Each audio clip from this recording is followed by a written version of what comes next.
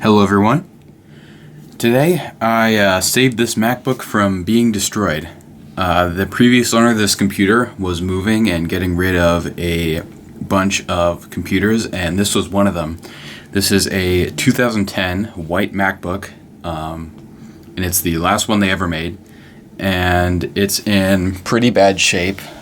The worst of it, as you can see, is on the other side, as well as on the bottom here, which is pretty sad. In addition to that, this computer apparently has a motherboard problem where one of the temperature sensors is broken and it can't detect the CPU temperature, so it doesn't know when to turn up the fan speed. And the battery is not as good as it used to be, but that's expected considering the computer is now 11 years old. So what I'm going to do today is get this thing working. I'm going to put an SSD in it and install an OS, and then I'm going to clean it up and see just how nice we can make this computer look. So the first thing I'm going to do is get the RAM and hard drive situation sorted. And this computer actually only has 2 of its bottom screws remaining, and this screwdriver is the wrong size, so I'll get the correct one in a second. But I'm going to do a little bit of shuffling around. I'm going to use the SSD from my ThinkPad X201, and I'm going to rearrange the RAM a little bit with my 2011 MacBook Pro. So we'll go do that. Anyway, this computer was made during a time when Apple was still using Phillips head screws on the bottom of their laptops, so I'll go ahead and remove the 2 remaining ones and pop this cover off. Now, this computer, as I mentioned earlier, is missing the hard drive, and it looks like I did not get the screws that, well, if I can show this on camera, there would be, this clips down on here, and then there's 2 screws, one that goes in here and one that goes in here, and there's 2 on the other side as well that are supposed to hold that in, but those are gone. Oh well. I also got this computer with this 8GB stick of RAM as well as this 2GB stick installed, but when I tried to turn it on, it had a RAM error because this one wasn't inserted in properly. But I tried with the 8GB stick and it works just fine, so I'm gonna trade RAM a little bit with the 2011. Okay, now you can see this 2010 MacBook compared to the late 2011 15-inch MacBook Pro, and they are very similar looking inside. Now this computer right now has 8GB of RAM, and they look like regular SK Hynix modules, but they are actually Apple branded, which is kind of interesting.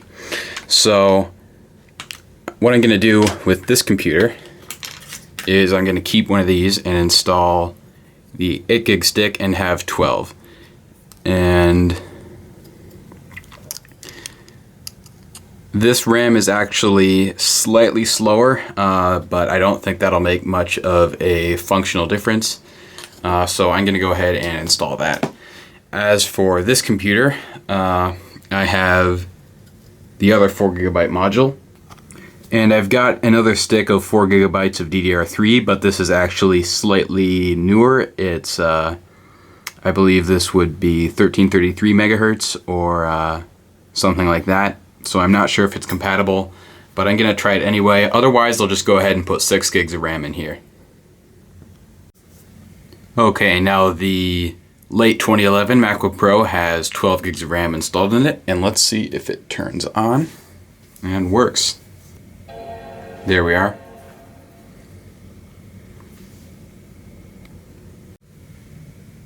Okay, it looks like it's actually getting stuck early in the boot up procedure, so maybe this RAM is not compatible. I'm going to try putting it into recovery mode just to see what happens. Either that or the graphics card just failed, which is also a possibility. Oh. Apparently it was trying to boot from an installer? I wonder why that is. That's really weird.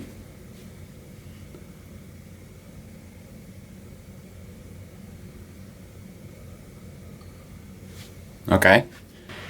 And if you can hear over the fans, yes, this is now working, and we have 12 gigs of RAM installed in here.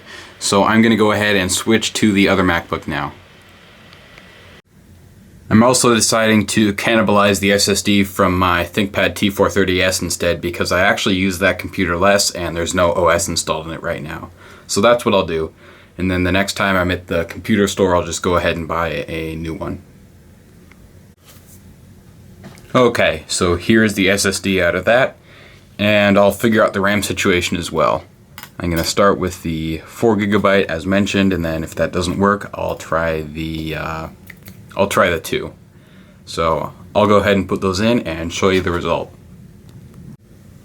Alright, those are in, so let's go ahead and put the cover back on and install an operating system onto our MacBook. And I'm starting to realize what this design of this computer really reminds me of is this old iPod dock. It kind of has a similar construction with the rubber bottom. Kind of interesting. Okay, so here I am at the desk, and I thought I'd take the opportunity to give a little bit more of an overview on the sorry state that this thing is in. It's very yellowed, which is surprising considering it's not even that old. It's only about 11 years old, as I mentioned. The top of it is really scratched up, and there's, I guess this is a coffee stain or something. These computers also have a common problem where the lid cracks here along this corner, and that's happened here. And it looks like there was a sticker over the Apple logo because that part is perfectly white. And then there's just kind of dirt all around. And the bottom, once again, this is a common issue on these, it's peeling off and it's very dirty. I'm going to see if I can reattach this at all, and I have some ideas on how to clean this up as well. But for now, it does work, so I'm going to install an operating system on it. And the operating system that I've chosen is OS X El Capitan. Oh, and it's saying there's no RAM installed, so I guess that fast RAM was not compatible. Yeah.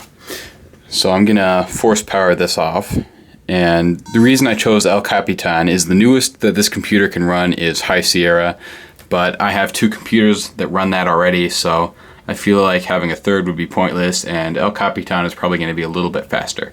So that's my choice. Anyway, I'm gonna go remove that RAM and try the 2 gig stick and then power it up. One other thing I noticed while taking this apart is that the Apple logo on the bottom and the Apple logo on the top are actually opposite directions. And yes, it is supposed to go on this way. I just thought that was a little bit interesting. Also, the regulatory text, which is usually over here on the back, is on the front. Anyway, let's go ahead and power this on. Alright.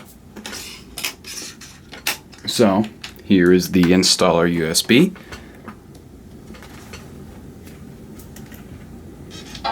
And now it's working.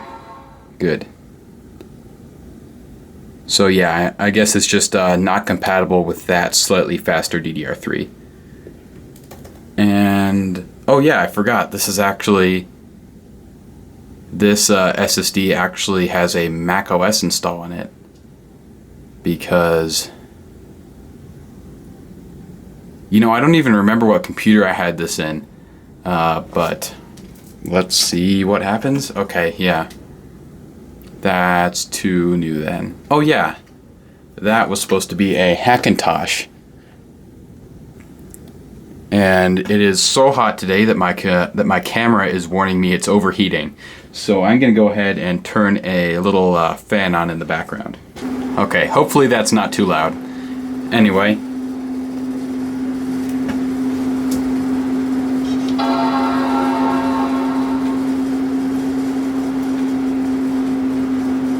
And I'll come back to you when this is started up.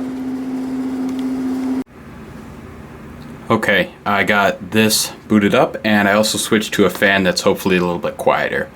So let's go ahead and format the hard drive.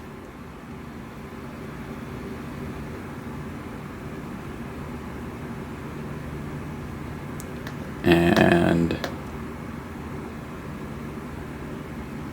oh, now it can't see the other hard drive or the partition that was on it. Maybe, oh, I bet this MacBook has actually been updated to support APFS, but El Capitan, I believe, is just one version too old. Yeah, right, so that's why it wouldn't show up. Okay, that's formatted. And let's get it updated. Or installed, I should say. So this is obviously going to be fairly standard, so I'll just come back to you when this is done or when it fails. Okay, so the installer seems to have worked. So I'm going to go ahead and set this up and get back one more time. And here we are. Looks like it's working perfectly. I am going to want to get max fan control on here so we can make sure the fan spins up. I do hear it though, and it sounds louder than normal, so I'm not sure what the real problem is, but we'll see. Oh, whoops, guess that's too new. Maybe I should have installed High Sierra. Yeah, that's working perfectly. I'm not sure what the issue is. Okay. I'm not getting a readout on the GPU, but maybe it's not supposed to, so. Huh.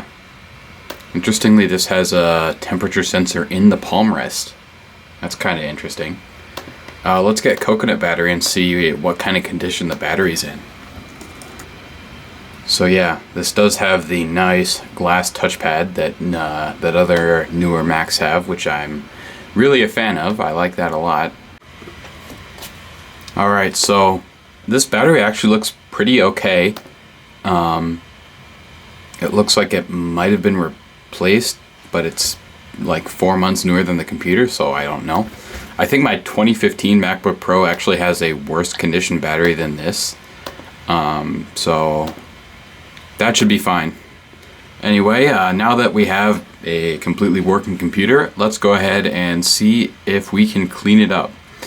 I'm not going to record the cleanup because it's not very interesting to watch, but I'll take a couple of before pictures and then I'll show you what the computer looks like afterwards.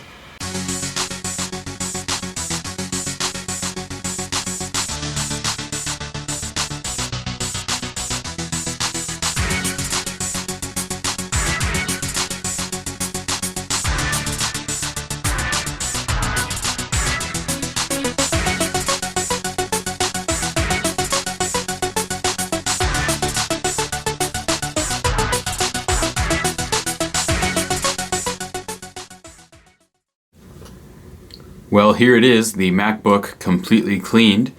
I'd say this is about an 80% improvement in most areas, with maybe a 50% improvement on the worst areas, but overall, I think it looks very, very good. This screen used to be totally covered in splatters of something, probably just water, but still, that is now completely clean. I got the palm rest and the keyboard and everything. The lid, which was one of the worst areas before, is now looking much better. The one thing that I did not get completely was this weird kind of yellowish brownish stain. There was some of it here as well as some here and some back there and also some on the other side of the screen. I honestly have no idea what this could possibly be. It looks like the plastic is kind of warped underneath it, so I'm assuming it's something very hot that got on there. But overall, the lid does look much better. As for the bottom, I think there's a great improvement here too. It used to be totally covered in scratches and it was much browner, but now it's looking very good. And I did manage to tuck the bottom case back in on the sides. And I'll attach some pictures of how I did it, but basically there's just kind of like a metal lip that this gets tucked around, and it came off on some of the areas, and I just basically used a screwdriver and shoved it right back into place, and that worked great on this side, other than the front here, which is still a little warped. But on this side, where the rubber was already stretched, there's now kind of a bubble underneath the laptop. But it does now look much better, and the bottom is in much better condition too, which is great. Now the computer is obviously still very yellow. The person I bought this from told me it smelled like weed when he bought it, so I'm assuming this computer got smoked around a lot and that caused this. And I think that theory makes sense because the yellowing is very consistent around the entire computer. It's not like there's one area where it was exposed to sunlight. So that would be the most logical explanation. Other than that though, this computer is working perfectly. I have no problems with it functionally at all. The SSD doesn't have any screws to hold it in, but it's working. The battery life seems to be, well, not very good, but it's, as I mentioned, an 11-year-old laptop, so what can you expect? And that temperature sensor is just working perfectly for me, so maybe it just did need to be cleaned. I'm not sure how long I'm going to keep this computer for. I just mainly bought it because I didn't want to see it being destroyed. Now that it has been saved, I'll maybe keep it around for a while and then go ahead and list it on Craigslist. So anyway, I think that's going to be the end of this video and this little bit of a revival on this MacBook. So thanks everyone for watching.